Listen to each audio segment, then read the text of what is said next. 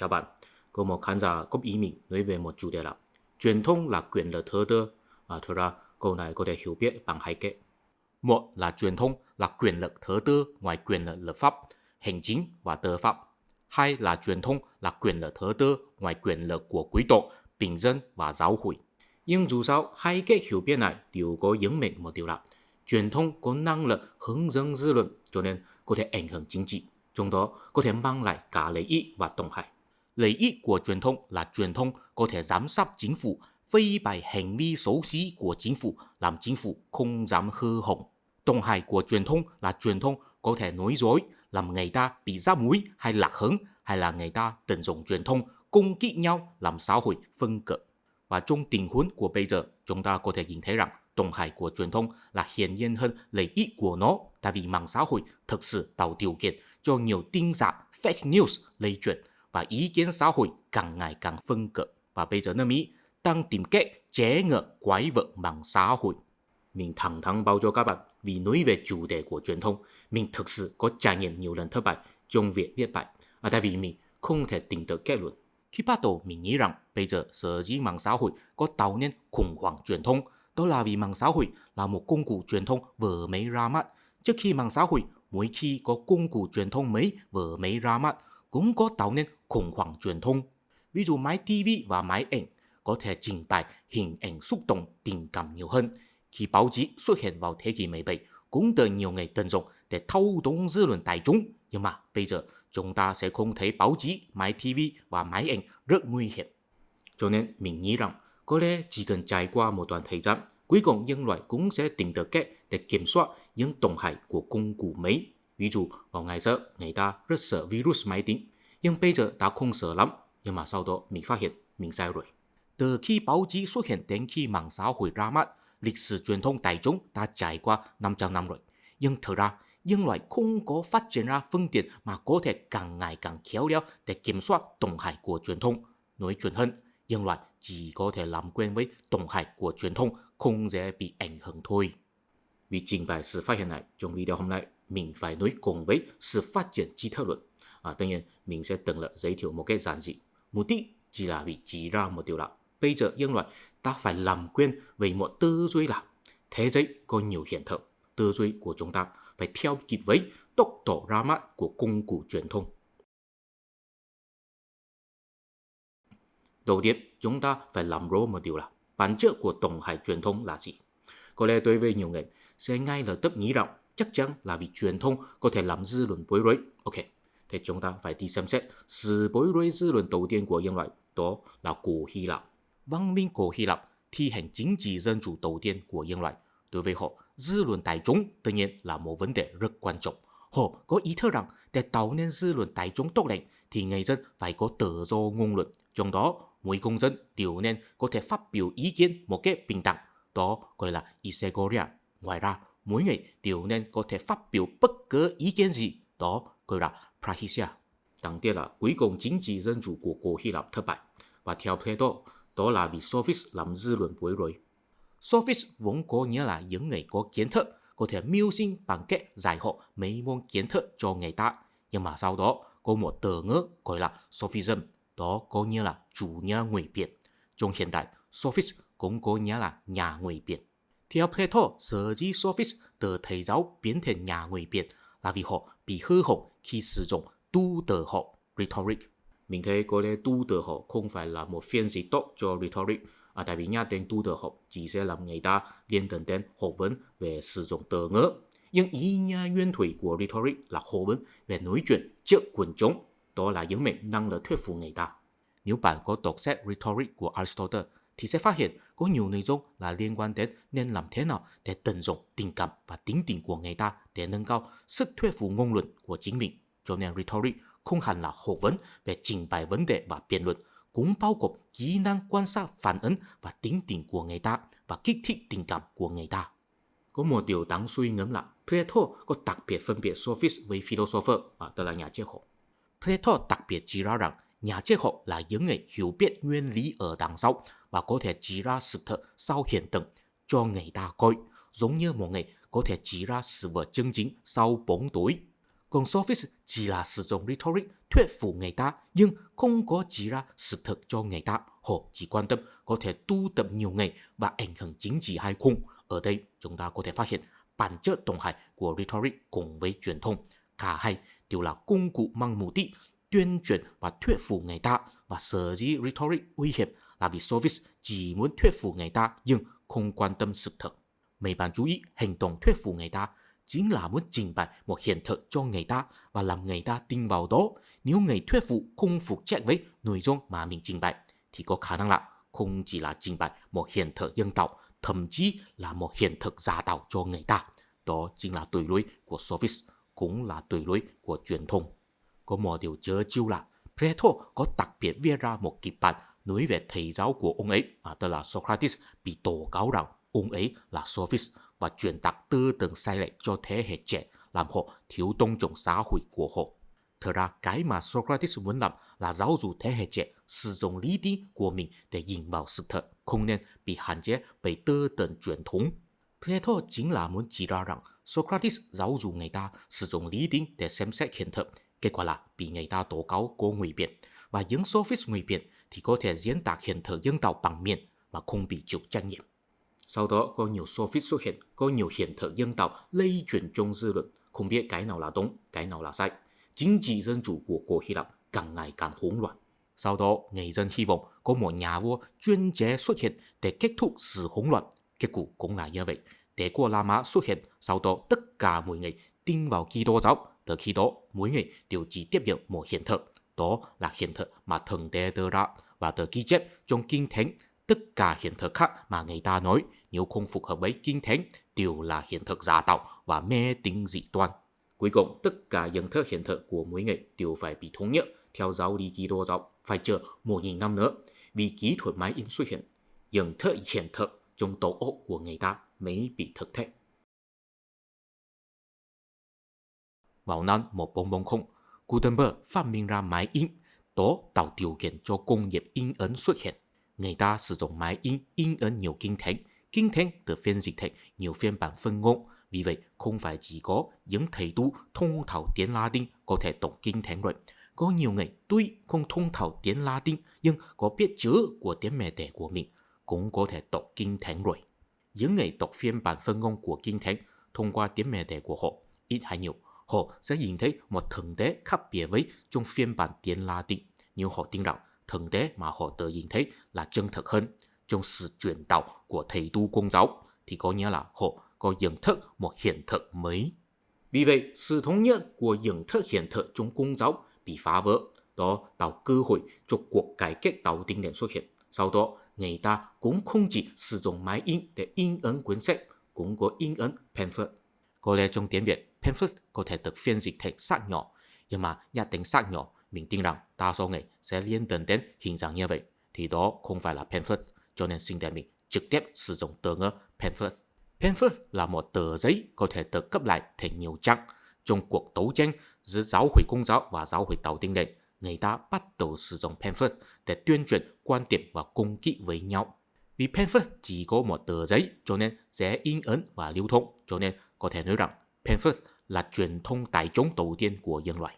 Nhưng mà khi pamphlet vừa mới ra mắt vào thế kỷ 16, có nhiều người phản ánh rằng những nội dung trên pamphlet đều là nội dung xạo, đều là vì thỏa mãn những sự ham muốn dung tục và phiến diện của đại chúng. Mọi người có kiến thức nên đi đọc sách, không nên coi pamphlet. Bài văn trên pamphlet đều rất ngắn, không có trình bày biện chứng đầy đủ. Nếu nói một người thích coi pamphlet thì có nghĩa là làm nhục người đó. Chúng ta có thể phát hiện trong thời gian tiếp theo, mỗi khi có công cụ truyền thông mới xuất hiện, người ta đều sẽ phản ánh về tính dung tục của nó, nhưng cuối cùng ai đều phải sử dụng. Tại vì tính lưu thông của công cụ mới thực sự rất tốt, không thể không dùng. Đó là vì sao địa vị của pamphlet càng ngày càng quan trọng. Tại vì mỗi khi có xung đột chính trị hay tôn giáo xảy ra, người ta nhất định phải sử dụng pamphlet để thu hút quần chúng, cho nên xuất hiện nhiều lần chiến tranh pamphlet. Người trí thức bị bắt buộc sử dụng pamphlet để truyền đạt lý thuyết và quan điểm. Vì vậy, nội dung trên pamphlet càng ngày càng dài. Khi bắt đầu một pamphlet chỉ có một trang, sau đó có thể dài đến phải cấp thành 96 trang, và nội dung trên nó cũng dài đến có thể trình bày biện chứng đầy đủ. Cũng có xuất hiện một số tác phẩm sâu sắc, ví dụ Lễ Thông Thần của Thomas Paine, chính là một pamphlet. Sau đó, pamphlet phát triển thành báo chí. Từ pamphlet phát triển thành báo chí, đó có thể nói là một sự nâng cấp của truyền thông đại chúng.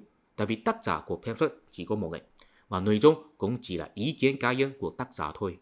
Còn báo chí là có nhiều tác giả trình bày ý kiến và có nhà báo chuyên môn đi sưu tập các loại thông tin. Nói đơn giản là báo chí là chuyên nghiệp hơn pamphlet, cũng là đáng tin cậy hơn. Nhưng mà đó không có nghĩa là báo chí sẽ không bị người ta lạm dụng. Vào thế kỷ 17, ở nước Anh, quốc hội và nhà vua Charles I triển khai cuộc đấu tranh với nhau. Những người ủng hộ nhà vua có một báo chí gọi là Marcus Aurelius, những người ủng hộ quốc hội có một báo chí gọi là Marcus Britannicus. Hai bên cung kích với nhau làm dư luận bối rối. Sau đó nước Anh xảy ra nội chiến, phe quốc hội thắng lợi. Cromwell xây dựng độc tài quân sự, sau đó Charles II làm nhà vua. Bắt đầu từ năm 1662, nước Anh thi hành một pháp luật kiểm soát báo chí. Đó là luật giấy phép mang mục đích ngăn chặn các lạm dụng thường xảy ra trong việc in sách và pamphlet gây rối, phản bội quốc gia và không được cấp phép và cho quy định về sự in ấn vào báo chí. Theo pháp luật này, chỉ có những báo chí được chính phủ cung cấp giấy phép mới có thể xuất bản. Sau đó nước Anh xảy ra cách mạng vinh quang, xác định rằng địa vị quốc hội là cao hơn nhà vua, tình huống của đấu tranh chính trị có được giảm bớt. Vì vậy, bắt đầu từ năm 1695, có một số nhà chính trị nước Anh muốn thúc đẩy quốc hội loại bỏ luật giấy phép. Họ thấy chính phủ không cần lo sợ khủng hoảng truyền thông nữa. Nhưng mà cũng có một số nhà chính trị khác kiên trì rằng chính phủ phải hạn chế tự do ngôn luận. Dù sao, cuối cùng vào năm 1710, có một pháp luật mới thay thế luật giấy phép, đó là luật bản quyền. Nó quy định rằng nhà xuất bản phải lấy được sự đồng ý của tác giả mới có thể xuất bản tác phẩm của tác giả. Đó là bản quyền của tác giả. Nếu các bạn thấy mục đích của bản quyền là bảo hộ lợi ích của tác giả, đó tất nhiên là không có sai.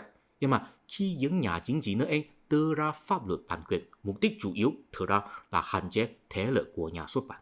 Cụ thể là vì nhà xuất bản phải lấy được sự đồng ý của tác giả, cho nên chắc chắn phải trả tiền cho tác giả. Vì vậy, nhà xuất bản không thể in ấn cuốn sách và báo chí một cách giá rẻ nữa.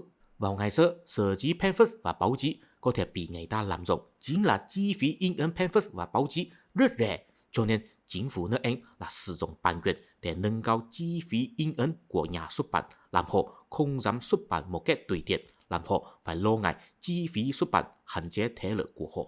Dù sao, bây giờ chúng ta biết rằng chính phủ có thể sử dụng giấy phép và cách nâng cao chi phí xuất bản để kiểm soát động thái của truyền thông. Thế sau đó có thành công không? Khó nói. Vào thế kỷ 18, vì có kiểm soát của chính phủ cho nên không phải là mỗi người đều có thể xuất bản tác phẩm và ảnh hưởng dư luận nữa. Nhưng mà sản nghiệp báo chí vẫn phát triển rất mạnh mẽ tại vì tỷ lệ biết chữ càng ngày càng cao. Đến thế kỷ 19, cơ bản tập trung vào mấy báo chí. Có xuất hiện mấy báo chí lớn có thể phát hành ở toàn quốc, có sự ảnh hưởng dư luận rất lớn và có nhiều nhà chính trị phải cố kết với nhà báo để thu hút sự ủng hộ trong cuộc bầu cử.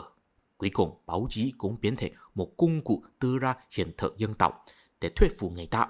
Thế có khác biệt gì với những Soviet trong cổ Hy Lạp? Có lẽ vào hiện đại có một chút khác biệt tại vì nhân loại có nhận thức rằng phải có ý thức khoan dung những ý kiến trái chiều.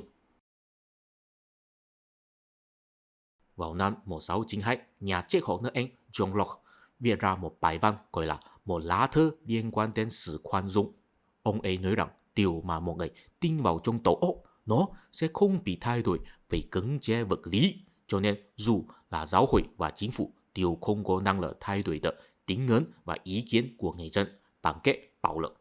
Chúng ta nên khoan dung và tiếp nhận một điều là mỗi người đều sẽ có ý kiến và tiếng ngưỡng của riêng mình. Mấy bạn chú ý, khoan dung người ta có ý kiến và tiếng ngưỡng khác biệt. Đó không phải là thiên tính của con người. Trong lộ là nhìn thấy rằng sau khi máy in được phát minh ra, châu Âu đã trải qua nhiều năm sự bối rối dư luận. Cuối cùng mới khuyên nhủ người ta khoan dung với nhau. Thiên tính của con người là muốn duy trì một thế giới quan nhất quán. Cụ thể là khi còn trẻ có thể truyền tạo một tư tưởng nào đó trong tổ óc, thì sau khi trưởng thành sẽ thiên về sử dụng tư tưởng đó để giải thích cuộc sống của chính mình. Ví dụ khi còn trẻ có được giáo dục rằng thần tế và thiên thần có tồn tại. Sau khi trưởng thành, nếu nhìn thấy có một ngày nào đó phản đối giáo hoàng thì sẽ tự nhiên nghĩ rằng chắc là bạn nói sai, tôi luôn luôn được giáo dục rằng giáo hoàng là thần thánh. Nếu giáo hoàng không thần thánh thì tại sao người ta luôn luôn bảo cho tôi là vậy? Đồng thời đó, đối với ngày đó, giáo hoàng là thần thánh. Đó là một nhận thức hiện thực được hình thành trong tổ óc từ khi còn nhỏ. Cho nên, khi nhìn thấy ý kiến trái chiều, sẽ tự nhiên cảm thấy nhận thức hiện thực của mình bị thử thách. Và mục đích của John Locke chính là nhắc nhở người ta rằng trong một thời đại có truyền thông đại chúng, người ta sẽ luôn luôn tiếp xúc nhiều thông tin trái chiều với nhận thức hiện thực của chính mình. Cho nên, người ta nên làm quen với nhận thức của mình luôn luôn bị thử thách.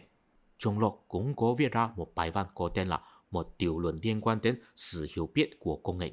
Đó đưa ra một chủ nhà kinh nghiệm rằng tâm trí của công nghệ vốn là giống như một giấy trắng. Nội dung trên nó là tự quyết định thông qua công nghệ có cảm giác gì bằng giác quan. Cái mà tự cảm giác gọi là dữ liệu giác quan sense data. Sau đó, tư duy của công nghệ sẽ sắp xếp lại những dữ liệu giác quan thành nhận thức perception. Nói đơn giản là giác quan có cảm giác như thế nào thì đầu óc sẽ có nhận thức như thế đấy. Cho nên nhận thức hiện thực của chúng ta sẽ bị hạn chế. Một người có thể có kinh nghiệm như thế nào đó là bị hạn chế bởi hoàn cảnh cuộc sống. Hoàn cảnh cuộc sống của mỗi người không nhất định giống nhau. Gia đình khác biệt, quốc gia khác biệt, lịch sử cũng khác biệt. Vì vậy, có nhận thức hiện thực khác biệt cũng là điều bình thường. Vì vậy, John Locke đưa ra một kết luận là kiến thức của một người không vượt qua kinh nghiệm của chính mình. Hay là sâu sắc hơn nữa, kiến thức mà bạn nói chỉ là sự nhận thức về sự đồng ý hoặc không đồng ý của các ý tưởng của riêng mình. Nhưng mà ai biết được những ý tưởng đó có thể là gì? Đó có nghĩa là bạn nghĩ bạn có biết là một chuyện. Cái mà bạn nghĩ bạn có biết có phù hợp với thực tế hay không, đó là một chuyện khác. Tôn trọng kinh nghiệm mà không bị ra mối bởi nhận thức hiện thực trong tổ óc mình và không bị ra mối bởi hiện thức dân tộc trong truyền thông. Đó chính là tinh thần của chủ nhà kinh nghiệm. Trên giấy hậu thuẫn có một định kiến cho rằng truyền thống kiến thức của nước Anh và nước Mỹ là thiên về chủ nhà kinh nghiệm empiricism, còn ở đại lục châu Âu là thiên về chủ nhà lý tính rationalism. Và người Anh cũng luôn luôn tự hào rằng chính là vì họ kiên trì chủ nhà kinh nghiệm cho nên nước Anh không có xảy ra cách mạng khốc liệt như đại lục châu Âu. Chủ nhà lý tính chủ trương rằng lý tính mới là tiêu chuẩn để cấu trúc nhận thức và đôi khi công nghệ sẽ bị lừa đảo bởi giác quan của chính mình, cho nên phải sử dụng lý tính để phán đoán hư thực. Ví dụ nói về hình trọng, trong tổ óc của mỗi người đều có một khái niệm hình trọng giống nhau, không thể nói rằng vì kinh nghiệm khác biệt cho nên có khái niệm hình trọng khác biệt. Ví dụ nếu một người nói bóng đá không phải hình trọng thì chúng ta chỉ có thể nói người đó không biết khái niệm hình trọng, không thể nói rằng kinh nghiệm về hình trọng của người đó rất độc đáo. Thật ra trên quốc hình triết học, cả chủ nhà kinh nghiệm và chủ nhà lý tính đều có lý. Khó nói ai đúng ai sai, nhưng mà trên mặt chính trị, chủ nhà kinh nghiệm thì ít rủi ro hơn.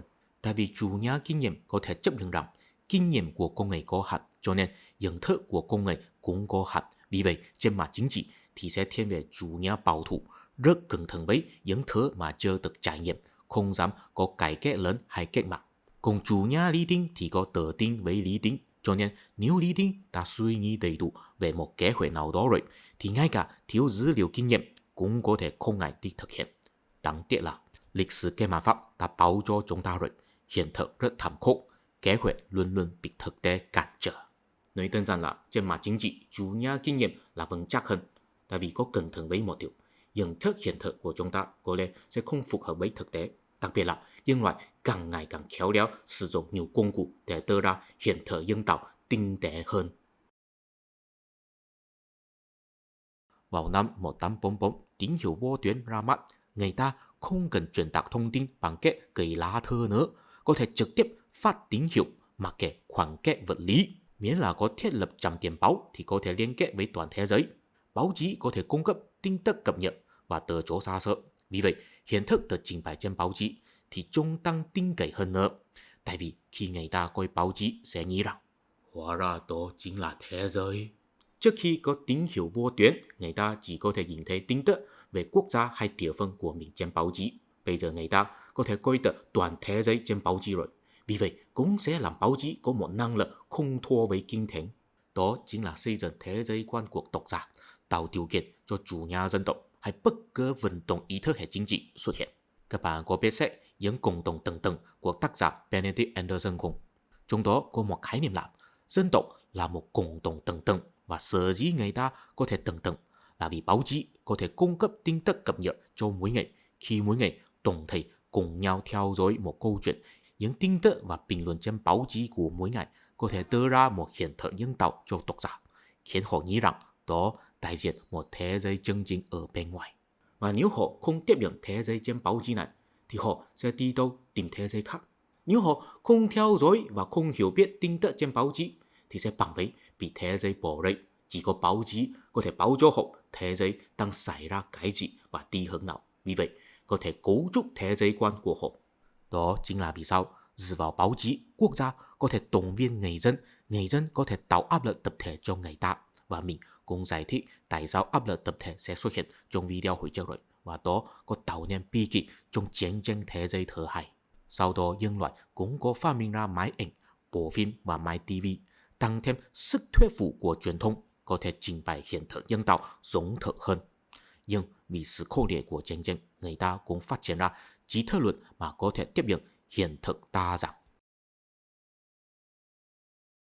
Thưa quý vị, có một khán giả hy vọng mình có thể nói về chủ nghĩa hiện sinh, existentialism. Xin để mình dừng tiền nói về nó ở đây. Tại vì nếu vẹn vẹn giới thiệu chủ nghĩa hiện sinh cho một video thì phải chỉ tập trung nói về triết lý của nó. Mình tin rằng đó sẽ làm đa số khán giả cảm thấy nhàm chán. Nhưng mà nếu bỏ vào nó trong một ngữ cảnh thực tế hơn, ví dụ tổng hải của truyền thông của video hôm nay, thì sẽ dễ hiểu và giản dị hơn. Theo mình, chúng ta có thể thấy chủ nghĩa hiện sinh là tương tự với chủ nghĩa kinh nghiệm. Đó là một phản ứng với khủng hoảng truyền thông và một hoài nghi cho nhận thức hiện thực của chính mình. Chủ nghĩa hiện sinh là được phổ biến sau khi chiến tranh thế giới thứ hai. Đó là vì người ta nhìn thấy bộ máy nhà nước có thể tận dụng truyền thông đưa ra một hiện thực nhân tạo để thúc đẩy chủ nghĩa dân tộc cực đoan, khiến người ta hoàn toàn tin vào đó. Và kết quả là chịu tổn hại rất lớn. Sự kết thúc của chiến tranh là bằng với sự phá vỡ của ảo tưởng hiện thực.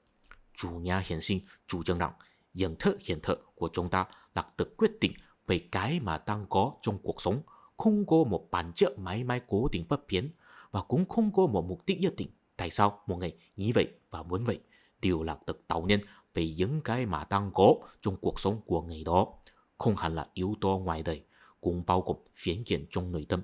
Vì vậy, khi những chủ nghĩa dân tộc cực đoan kêu gọi rằng chúng ta là một dân tộc ta có một bản chất, dân tộc ta phải hoàn thiện một sứ mệnh lịch sử. Theo chủ nghĩa hiện sinh, đó là ảo tưởng. Sở dĩ những người kêu gọi chủ nghĩa dân tộc cực đoan thực ra đều không phải có một dân tộc thực sự tồn tại trước, mà là vì những điều kiện trong cuộc sống của họ khiến họ muốn thuộc về một dân tộc và muốn làm ra một cái gì nào đó, cho nên phát minh dân tộc. Ví dụ sở dĩ người Đức thấy người Do Thái là dân tộc tồi tệ, thực ra có nhiều phần là vì họ không thể chấp nhận mình bị đánh bại trong chiến tranh thế giới thứ nhất, cho nên phải đổ lỗi cho người ta, và người Do Thái chỉ là tình cờ bị đổ lỗi thôi. Có thể nói rằng so sánh với chủ nghĩa kinh nghiệm, chủ nghĩa hiện sinh có đưa ra một thái độ cẩn thận hơn. Chủ nghĩa kinh nghiệm tuy có nói rằng nhận thức hiện thực của con người sẽ bị hạn chế bởi kinh nghiệm, nhưng nếu có kinh nghiệm đầy đủ thì vẫn có thể xem xét nhận thức hiện thực của chính mình là đúng hay sai. Ví dụ tôi nhận định một người là người xấu, nếu sau đó người đó thực sự có ăn cắp tài sản của người ta, thì tôi có thể tự tin nói rằng kinh nghiệm đã chứng minh nhận định của tôi là đúng. Còn chủ nghĩa hiện sinh thì không đơn giản thế. Họ sẽ nghi ngờ rằng tôi thấy người đó có ăn cắp tài sản cho nên là người xấu. Có lẽ đó chỉ là phiến diện của tôi thôi. Có lẽ trong điều kiện cuộc sống của người đó ăn cắp tài sản có lý do bất đắc dĩ. Vẹn vẹn hành vi của người đó không thể chứng minh người đó là người xấu. Chúng ta phải xem xét cuộc sống của người đó một cách toàn diện. Mới có thể xác định có lẽ người đó ăn cắp tài sản là vì muốn có tiền trả chi phí y tế cho con gái. Có thể nói rằng chủ nghĩa hiện sinh là một thái độ chấp nhận rằng mỗi người vì chịu điều kiện cuộc sống sẽ tự cấu trúc một nhận thức hiện thực trong tổ óc của chính mình. Trong đó khó nói ai đúng ai sai, ai thật ai giả. Nhưng mà nếu mình đã có ý thức vấn đề này rồi thì sẽ phải tiếp nhận rằng trên thế giới này có nhiều phiên bản hiện thực trong tổ óc của người ta. Không chỉ là vậy, cũng phải xem xét nhận thức hiện thực trong tổ óc của chính mình là hình thành như thế nào. Nhưng mà đáng tiếc là hình như người ta thiếu ý thức này trong khủng hoảng truyền thông của bây giờ. Bây giờ ở phương Tây, có nhiều người trí thức thấy rằng Donald Trump có thể làm tổng thống. Đó là một triệu chứng là truyền thống đã bị lạm dụng. Tại vì trước khi Donald Trump tuyên bố tham gia bầu cử, ông ấy hoàn toàn không có kinh nghiệm trong hoạt động chính trị. Nhưng mà ông ấy được đề cử đại diện Đảng Cộng hòa tham gia cuộc bầu cử tổng thống và sau đó có thể đánh bại Hillary. Chồng của Hillary từng có làm tổng thống. Hillary từng có làm nguyên lão thành viên 8 năm, làm bộ trưởng ngoại giao 4 năm. Bà ấy có mạng lưới quan hệ trong vòng chính trị nhiều hơn hẳn Trump. Cho nên Trump được chống cự, tự nhiên là vì ông ấy thông thạo sử dụng truyền thông, tạo hình dạng cá nhân, thu hút nhiều người ủng hộ, mà không phải là ở lần sau có nhiều ông chủ chính trị ủng hộ. Tuy nhiên, trong khi bắt đầu, có nhiều người thấy sự thắng lợi của Trump có thể đại diện dân chủ đại chúng chiến thắng chính quyền ngầm của người tinh hoa thiểu số. Nhưng mà sau đó người ta phát hiện khi Trump sử dụng truyền thông mạng xã hội tạo quan hệ thân mật với quần chúng, ví dụ sử dụng Twitter, ông ấy có xúc phạm tình cảm của nhiều người và cũng làm xã hội phân cấp. Cuối cùng, thậm chí bị tố cáo rằng có sử dụng Twitter xúi giục bạo động ở Quốc hội. Có một điều chớ trêu là, thực ra trước khi Trump, Obama mới là tổng thống đầu tiên sử dụng truyền thông mạng xã hội đánh bại Hillary. Trước khi Obama tuyên bố tham gia bầu cử tổng thống, ông ấy cũng chỉ có làm 4 năm nguyên lão thành viên. Mạng lưới chính trị cũng thua hơn hẳn Hillary, nhưng cũng đánh bại Hillary được Đảng Dân Chủ đề cử. Người ta bảo là ekip của Obama thông thạo sử dụng mạng xã hội, đưa ra khẩu hiệu ngắn gọn và dễ nhớ. Yes, we can. Cũng là bắt đầu từ thời đại Obama, nước Mỹ bước vào thời đại chính trị can tính, identity politics. Nói nôm na là người ta tin rằng bản sắc chủng tộc, giới tính hay tôn giáo sẽ quyết định ý kiến và chính sách của một nhà chính trị. Từ ngữ chính trị can tính là bắt đầu xuất hiện vào những năm 1970, nhưng mà khi đó nó chỉ là một khái niệm cho sự phân tích ý kiến chính trị của những nhóm người thiểu số, ví dụ phụ nữ da đen hay BD. Là vì mạng xã hội xuất hiện, chính trị can tính mới biến thành yếu tố quan trọng. Tại vì mạng xã hội tạo điều kiện cho người ta vượt qua rào cản không gian, kết bạn trên mạng. Trước khi mạng xã hội xuất hiện, khi một người nghĩ đến bản sắc chủng tộc hay giới tính của chính mình, thông thường chỉ sẽ liên tưởng đến cuộc sống riêng tư của chính mình. Ví dụ, vì tôi là một người da đen, cho nên bị người ta kỳ thị. Tôi bị kỳ thị, đó là một kinh nghiệm riêng tư. Sau khi mạng xã hội xuất hiện rồi, khi tôi chia sẻ kinh nghiệm bị kỳ thị trên mạng, nếu người ta nhìn thấy và cũng chia sẻ kinh nghiệm tương tự, sau đó có nhiều người bàn luận, thì kinh nghiệm đó sẽ không hẳn là thuộc về cuộc sống riêng tư, mà là một vấn đề xã hội. Nói đơn giản là chính trị can tính là hình thành trong một tình huống là mạng xã hội có thể phóng đại kinh nghiệm riêng tư thành vấn đề xã hội. Vì vậy, khiến người ta muốn yêu cầu chính phủ giải quyết và tin rằng chỉ có nhà chính trị có bản sắc hay xuất thân tương tự mới sẽ đi giải quyết vấn đề tương ứng. Ví dụ Obama là người da đen, cho nên người ta tin rằng ông ấy chắc sẽ đi giải quyết vấn đề về người da đen. Trump là người da trắng, cho nên người ta tin rằng ông ấy chắc sẽ đi giải quyết vấn đề về người da trắng. Cho nên chúng ta có thể nhìn thấy nội các đa dạng của Tổng thống Biden, nhưng mà đó có phải là hiện thực chân chính không? Một người bị kỳ thị liệu rằng thực sự là vì bản sắc chủng tộc, tôn giáo hay giới tính của người đó, hay chỉ là người đó khó tính thôi? Có nhiều người bản sắc giống nhau đều bị kỳ thị, liệu rằng thực sự là một vấn đề xã hội hay chỉ là tình cờ có nhiều người bình luận trong một trang web giống nhau thôi?